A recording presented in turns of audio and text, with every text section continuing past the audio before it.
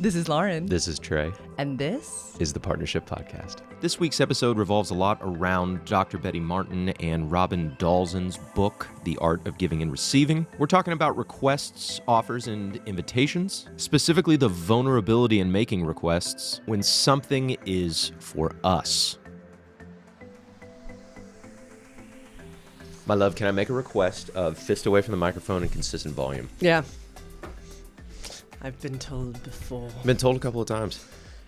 When we were watching the Menendez thing yesterday, and he kept going back and forth the microphone, I was like, oh.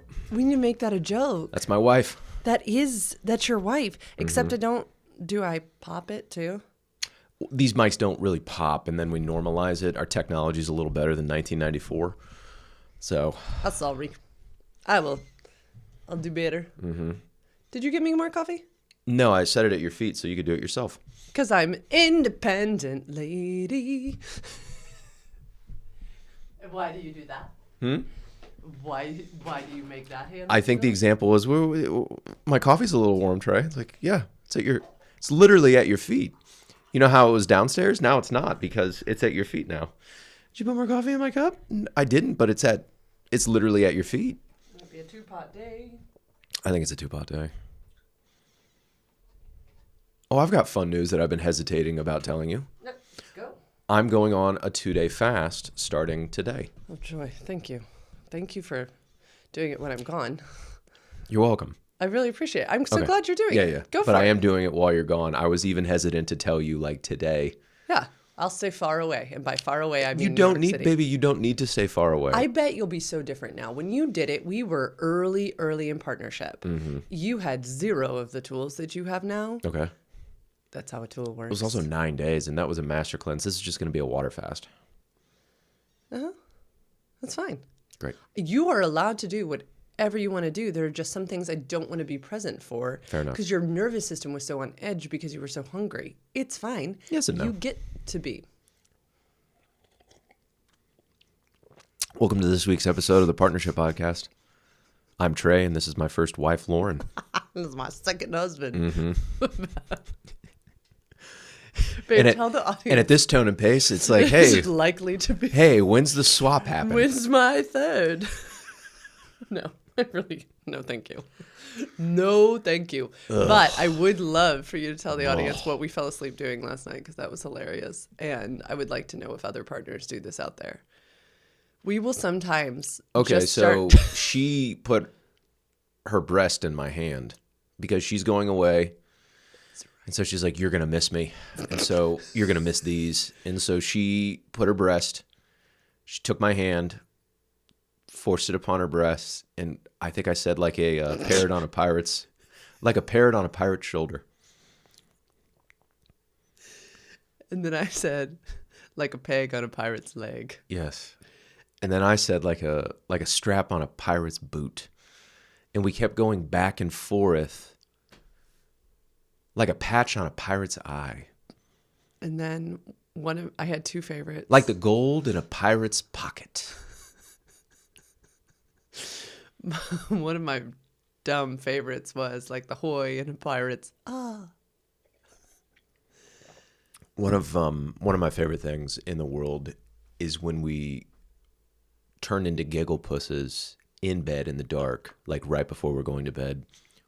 Just like that, where it's one of my favorite things in the world. I have seen Trey laugh hard at comedians, like stand-up comedy is one of his favorite things. Always has been. And so I've seen him laugh hard. And I know what it takes to make him laugh hard. And last night, You make me laugh hard. I do. And it is, I would cry, but like crying, I'm happy. It's just funny. It's so delightful. It is the best way to fall asleep. Highly recommend. Like, I can tell you're trying to think of one. Like the tears on a pirate's captor. Like the plank on a pirate's bow. Y'all, if you have more. That's a good one. Plank on a pirate's bow. That's a good one. Oh, if you have more, comment in the Put section them below. below. This is really serious subject Make matter. sure and like and subscribe and comment in the section below, and I won't read them. I read them to him if they're really good. So, okay. So speaking of comments and reading, we had 2 things that we have been asked recently, and I read them actively. So somebody said, can you describe sleepy side sex? Yeah. And then somebody else said, what are the difference between requests, offers, and invitations? Wheel of consent. And I love talking about the difference of requests, offers, and invitations. And in fact, this person asked this, and then I went on to work with the rest of my clients last week, and I saw how many of my clients could use a primer in the difference because of desire smuggling and because of the vulnerability of asking for what we really want. And so I'd love to talk about that. But first, why don't we tell the people what they want to know, which is, what is sleepy side sex? How are you going to describe this? Go. Great. Okay. So it's a way to be maximum comfy while having access to your pelvis. So two people need to be maximum comfy, access to pelvis. This is how we do it. You can do it the inverse. I am on my left side in bed. Lauren is on her back. Lauren puts her right leg up and crosses over my body, and then I slide inside of her, almost like a scissoring, a little bit like a scissoring, and then we both can rotate our pelvises, aka have sex with each other while being in maximum comfiness. That is sleepy side sex. You can do it the other way, where I'd be on my right side and Lauren would lift her left leg up and I would slot right in there. I have images that I will provide for Trey that I share in worksheets and handouts with my clients. Also, shout out, remember, I'm a sexuality educator and embodiment coach, so you are welcome to book a free session with me to talk about these challenges you have. Go to sexedforyou.com/free consult. She can talk to you about sleepy side sex one-on-one if you pay her money. Yeah, but here's some images, that Trey can put up on the screen that I use sometimes when I'm describing this to my clients. I'm editing this afterward. I need them images quick. I will give them to you. I have them I can literally forward them to you. It's not hard. Anyway, I love sleepy side sex. I have been told by a couple clients that one of the reasons this is a uniquely wonderful position for Trey and I is that I am very tall and have very long legs. She's an inch taller than me, you guys. No, Gentle audience. Listen to the rest of my story. Thank you. And he is... I don't sleep in a shoebox. petite. She's an inch He's very tall. petite. So my legs can easily drape over him. I have some clients where someone's legs are shorter, and so it's almost like there's a leg dangling over the body, and they can't get a very good like grounded position, because that's my encouragement for everyone, but specifically if the person has a vulva, is that they can have both feet planted somewhere so they can lift up. And so you'll see versions in the images that I threw up that have slightly different variants.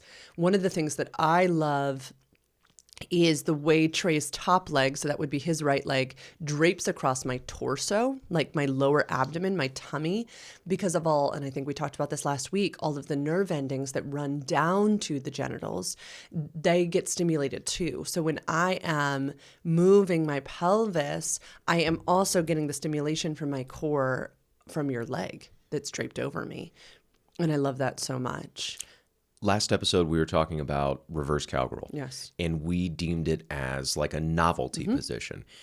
And if both people can't access their pelvises for sex, it's almost like that's a novelty position. All the positions that we go to have really gratifying sex, most of the time to achieve an orgasm at the end, we have access to high levels of comfort and we have access to our pelvises.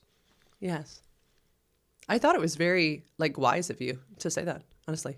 I think you said it. Did you say it last week? I think it was you, babe. You called things novelty positions, and I was like, I really love that. And it's funny, a kink colleague of mine just posted something, and they are like one of the esteemed in the spanking world and wax play and temperature play. And they posted a whole reel about, I teach on all these things, want to know my very favorite position. And it was this great reel at the very end. It was like vanilla missionary sex. Yeah. It's comfortable for the bodies. There is no shame. Brush your teeth first, And then it's finding on. really comfy positions. Yeah, that is the nice thing about sleepy side sex is our faces are not near each other. That's true. And yeah. so sometimes when I haven't brushed my teeth, Trey is a religious teeth brusher. Yeah, we can be. It's further. Our You faces. can even put a pillow in between each other's faces, can. and then it's like you're with a prostitute. Yeah, if Or that's, what word do I use now? Sex worker. Sex worker. Yeah, you can totally be far away. There's an angle, and again, y'all reach out to me if you want to talk more about this. We can do a drop-in intimacy session. There's an angle where it's much more a right angle. We're almost a V, but we could totally become an L. We could get further and further away And I from have each other's sometime. faces. We've gone almost all the way apart, almost an eye. I've gone all the way down almost to your feet, and it's very scissory. Okay, yeah. But it does bend the cock. I like the V because you can grab onto each other's bodies too. Yes, Yeah, yes. I like that. And We can use each other's bodies for our pleasures. which again is our height thing. For my clients who, I'm not saying that I am monstrously tall. I'm just saying that some of my clients are petite people with vulvas and they can't reach their partner. So it's okay. Like a pirate dunking a basketball. I will say, have fun as you get into this position. Be giggly. Because Holland and I we were filming some positions it's also one of my favorites to use for those who have had pain with penetration. Because the person with the vulva and the vagina can guide the level of depth of penetration. Because there's such easy access to their own body right there. Cool. And so anyway, we were putting together a video for some positions for pain with penetration. And we tried to do this position, and it was hilarious. When you're ovulating, the ovaries are lower, is that correct? So the cervix, my whole, The cervix is lower. So that because means it like comes down like this, because it's like, and then I gotta go put some sperm in me. Then I gotta go slow though. So Yeah. like when when your cervix is lower, is it only when you're ovulating when the cervix is lower? The cervix does drop down lower, yeah. Just When to it's ovulation or and it goes, and it comes back up again. But yes, okay, so ovulation you have to go slower. I just need more time for my vagina to tent and balloon. So the uterus, y'all, is so cool. And so the cervix is at the tip of the uterus. And when aroused, the vagina will literally lengthen and expand. It's amazing. And lubricate depending upon age and menopause, perimenopause type of stuff. But it will tent and balloon if given enough time for arousal. And yeah, it's a catch-22 because when I'm ovulating, I'm also hornier. And so the body is doing all of these cool things. Like it is prepped and primed. But yes, the times where I've been like, slow, please. And then what I do, y'all, is I just breathe up. Like imagine everything opening and expanding and lengthening, and it 100% works. Okay. Because that's what we're physiologically supposed to do. So. Great. Yeah. Why did you bring that up? Just comfortive positions or something, maybe? No, when you brought up you can control like my depth. Yes. It's like, oh yeah. Yep. Yeah. I Totally. do. I do. Get the coffee. Yeah. Not much left. Scattered podcast tonight. We're having so much fun. Sleepy side sex. Great position for depth of penetration. Will of consent? Will of Moving on? consent. Let's move on. We're just rolling through today. So I really want to talk about the difference between requests, offers, and invitations.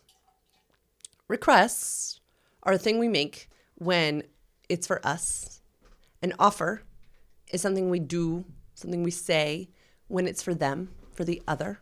And invitations are when you would like both people to be in wanting. You'd like both people to be on board. Let me give some different examples. A request would be, will you fill my coffee cup up? That's for me. An offer is, would you like me to fill your coffee cup up? Would you like more coffee? An invitation is, I'm really craving a coffee drive. Are you craving a coffee drive as well? Would you like to go with me?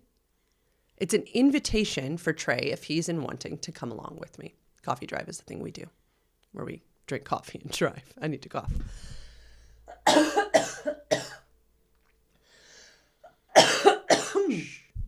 Sorry. I got to tickle. The reason why this is so important, is that the more intimate we get, talking about sexual things, talking about finances, as we have on this podcast several times, talking about household responsibilities, as we have on this podcast several times, the more we stand in our wanting, the more vulnerable it is, because the other person could say no. They could decide that they don't have that in their limits, that they're not interested, they don't have the capacity to give us that thing, right? Or allow us to take. Can I ask a question? How do these get hijacked?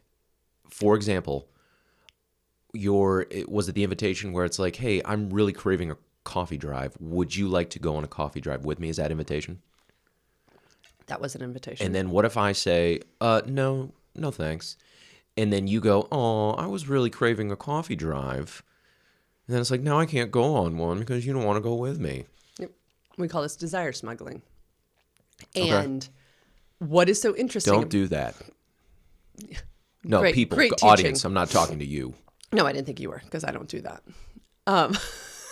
I've done it so many times. Here's the thing that gets really cool, is to narrow down what we truly want. And sometimes we don't know. So it's always okay to toss something back to the partner, right?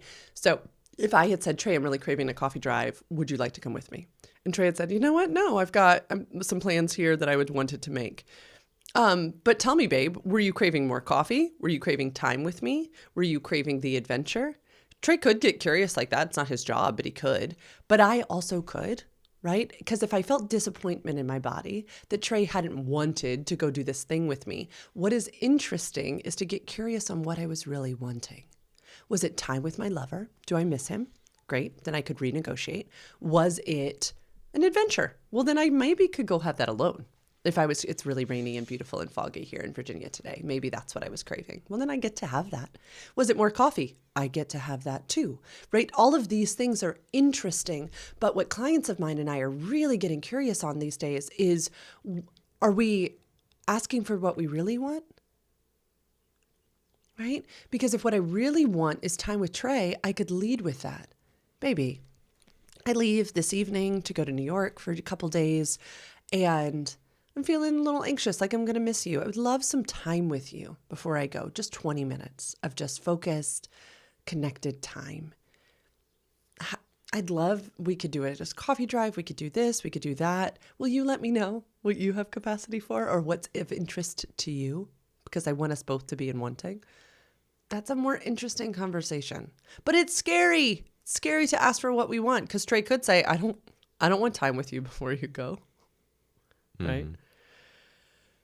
Can we use an example of our very last night on vacation, where after the costume contest, okay, so after the costume contest, both of us said, hey, what's the plan? Let's go to the bar, get a martini. And then, okay, so what is that called, that negotiation right there? We'll go step by step. I think it was an invitation. I think we both were in wanting to go to the bar to have a coconut martini right Perfect. then. So we're both in wanting. Then the music comes on. And then Lauren's like, I want to dance. So the wanting has changed now. Yeah. And then you say, do you want to dance with me? And I go, no, I want to go to the martini bar. And stick to the original plan. And then it happened where it was like, oh, there was a slight bit of disappointment on your face. Yep. What is that called now? Is that a version of desire smuggling? I started to 100%, and I could feel it in my body. And then to your credit, you go, oh okay. Because I stood in my agency and I said, I want to go to the martini bar for a lot of different reasons. And then you said, okay, I'm going to go dance. What was that called? A negotiation. Okay. And then I went and did what I wanted. Were we both in our wanting? What were the three again, babe? Request, offers, invitations. So I Okay, made a all right. request. Will you dance with me? Yeah. Right? And you said, no, I do not have that within my capacity. Correct. I want this. Great. So I was thinking, you're so right. I started to pout. And I thought, because we did a whole exercise at training where we ran around the room and we practiced 3 ways to say no. And we practiced also accepting 3 different ways to say no. Trey had said no. This was not about him rejecting me. This was about him standing in his wanting. And what I really wanted was not to go to the martini bar, but to be off stage. Yep. So not be in the spotlight because the dance floor was essentially on stage. And then to not be around loud noises. You had right. Mm-hmm. So that's what I really wanted. I wanted to go to the martini bar because it provided me these things and also a coconut martini. And you wanted, what did you want, babe? To dance. Got it. You wanted to move your body and continue to be on stage. Yeah. I love being on stage. And I felt great. I loved my outfit. The music they were playing was great. It was good. It was really good. We hadn't danced. This was the first night we had stayed up late enough to do like the late night activities because we are early to bed, early to rise. So you really wanted to take advantage it was our last night. Literally the last opportunity. So, like legitimately. It wasn't like, oh, we could do this tomorrow. There was no. And this is what happened next. I went to the martini bar. It was a 2 out of 10 as far as like a what the fuck scale. So that's basically nothing. What was it for you? Maybe because 2 out of 10 too. I had to nurse my little, my little like. Because I did catch that. I caught the and then I got to stand in like, oh, this isn't my responsibility. And also, it stopped there, where it didn't continue, or you didn't. I felt it. I was like, I cannot do that. Good, and also you didn't say, oh, okay, I'll just come to the martini bar and be sad about it too. No. You didn't do that. And also, I didn't say, hey, we had this agreement. Right. Why aren't you sticking to the plan? None of that actually happened. So I got to go to the martini bar. I got to sit there. I got to order 2 drinks. My nervous system got to calm down. I was there maybe 3 minutes, and I was like, you know what? I want to fucking dance. So then I came in because my want turned into actually, this is the last night I want to take advantage of it. So I renegotiated with myself, and I go, you know what? That is awesome. And then we danced. It was great. It was so great. And then guess what we did? Went and had the coconut martini. We went and had the fucking coconut martini because Juan took care of us. It was this beautiful negotiation. Yeah. I know it seems silly, y'all, but I can't tell you how many clients of mine get into kersnuffles that end up really hurting their vacations, us included. I can see where it happens. I can totally see where it happens. Then. Because that was a what the fuck. Of course. Kind of in both of our bodies. Well, mostly in yours, but yeah, continue. And what was so interesting is I literally could feel my body going, I could hear you in my mind saying prior to vacation when we had talked about things, baby, if you want to dance anytime, please go dance. Yes. And so I had thought, I need to dance because I like to. I like being on stage. I love this whole energy. We kind of hit all of us who had participated in the costume contest. It kind of bonded a little bit. So it was like our friends. We were all out there in all our different costumes. And that was fun too. It was almost like we were different characters. A woman dressed up as Flo and just oh my God, burnt the place down. She was so in character. She was on fucking fire. I want to talk about that. Yeah, that was a perfect example. But I do want to talk about the vulnerability in making a request when something is for us. Because you have shared on this podcast how you are learning more about that.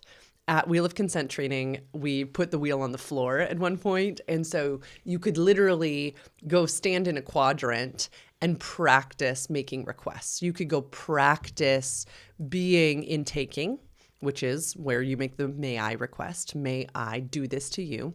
Or you could practice standing in the acceptance quadrant, which is will you do this for me? Trey got flustered at one point. It was very cute and got to ask Robin for help. But he would just go back and forth because those are the two hardest. I got to witness several of my partnered clients in session last week when I would assign 3-minute game. And someone would say, how do you want to be touched for 3 minutes? And we were just playing with arm, fingers to forearm. And they would say, well, whatever you want to do. My friends, that is a relinquishing of a gift that should be for you. And what I find when I work with partners who cannot state a want is down the road bitterness and resentment. By the partner that can't state the want? Yes. Yep. Those are the same folks that I'm watching play 3-minute game, and they know this. And again, this is so many couples. This is not just one. So many. I will hear, I don't even know what I want very often. When I'm solo with a client and we're practicing the same type of thing and we're waking up the hands, or we're practicing making a list of wants for the partner and how could they touch you in a non-sexual way, because we've so conflated touch and sex in this culture, and the only form of touch that people in male bodies know how to ask for is sex. And so they're devastated when they're not getting sex because that's touch. So it breaks my heart. So we'll try to make a list of touch. They don't know. And they share. They're like, this is amazing. Like, wow, I have some work to do. And like, say like just waking up the hands or something like that when you do it. Yeah. They don't know. Or when we would do 3-minute game with just fingertip to forearm, and it's like, how do you want your fingertip to forearm to be asked? There's a wealth of knowledge there. And most of us, though, have never been asked that. So we're like, I don't know, whatever you want to do. No. No. Right? Can you rake your fingers from my fingertips up to my elbow with just your 2 pointer, right? It's so fun to get specific, because then we get to relax inside of the request. But this, whatever you want to do, A, is desire smuggling. B, is an indirect route to pleasure.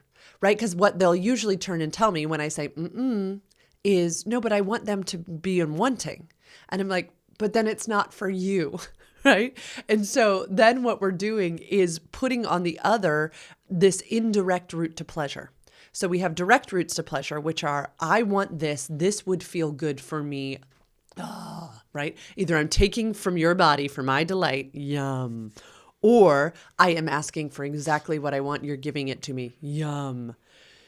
Direct route to pleasure. An indirect route to pleasure is, oh, well, they like what they're doing to me. So I guess it's the blowjob predicament that we've talked about for forever, right? Well, I guess I have to sit here and take it because they seem to be enjoying themselves. But, oh, I don't really like this, but, oh, they're enjoying themselves. Or, well, I want them to like this, or I want them to be desirous of this. And it's like, we don't get to control those things in another's body. It starts to feel manipulative and full of pressure. And clients of mine are calling it out all day, every day. And I'm so proud of them. No, if I am giving you the gift of allowance of my body, that's all. That is enough. That is enough. Don't ask me to then be in desiring, because it's flipping the tables. It's asking me to be in a different role. Just in case, the blowjob predicament, and just for me, is most of the blowjobs in my 20s, I was always self-conscious that I was taking too long, and the person blowing me was uncomfortable. Yeah. And I would get in my head that I need to hurry up. So they became unpleasurable for me because I didn't know how to either declare, which would be like, hey, I'm nervous about this, so whenever you're done, please feel free. That would be a great declaration of like, hey, I get in my head about this thing. So like, you just spend as much time as you want to, as long as it's enjoyable for you, and then I can really sit back and relax. Holy shit, I just feel relieved actually saying that out loud right now. So that would be a really good declaration to solve the blowjob paradox. What'd you say, predicament? Yeah, but I like paradox. Paradox. I like paradox as well. Well, it's so perfect because oral sex is one of the things that stresses most of my clients out, because it's usually not something that they've requested. Will you give me a blowjob? We feel so yucky in this culture still, asking for what we really want, right? Will you give me a blowjob? Will you go down on me? Then once the person's going down on us, We do. We start to worry about this, that, or the other thing. And we do not trust that they will keep responsible for their limits, which is their job. Nor are we good at, and this is what you and I have changed the narrative on, saying, may I go down on you?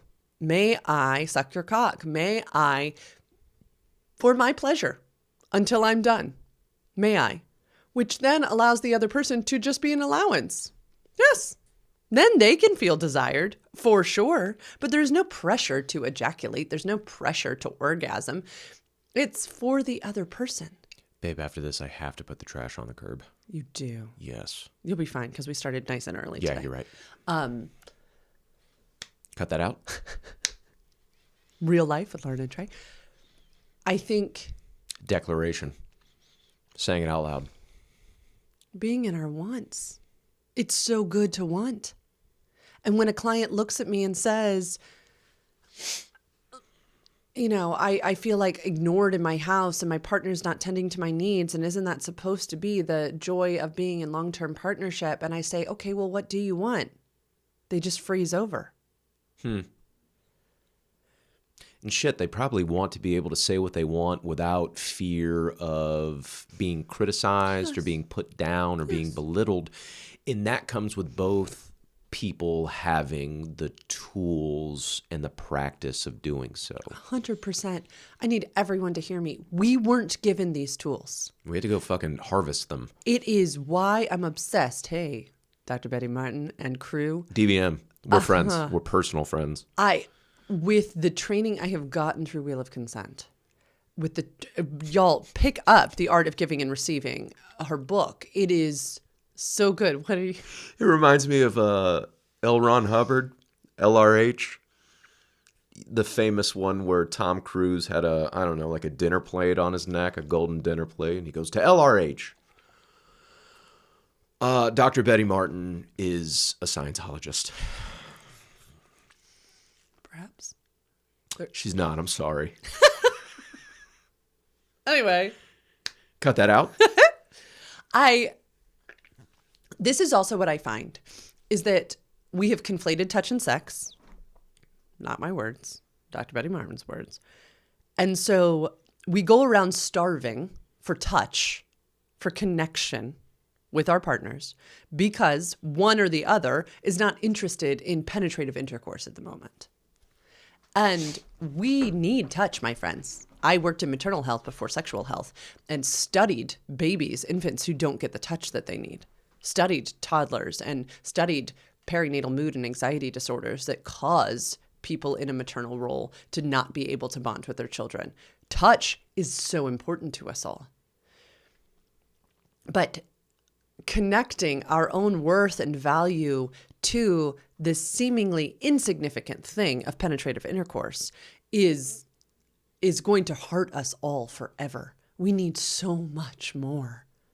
So much more. And we need to feel worthy of asking for it, which is what I spend time working with my clients on is, let's dig deeper. Why is it that you feel that if your partner isn't allowing, if you say, may I would like to do this. May I put my head in your lap? May I snuggle into you? And their partner says, yes, you may. Mm-hmm.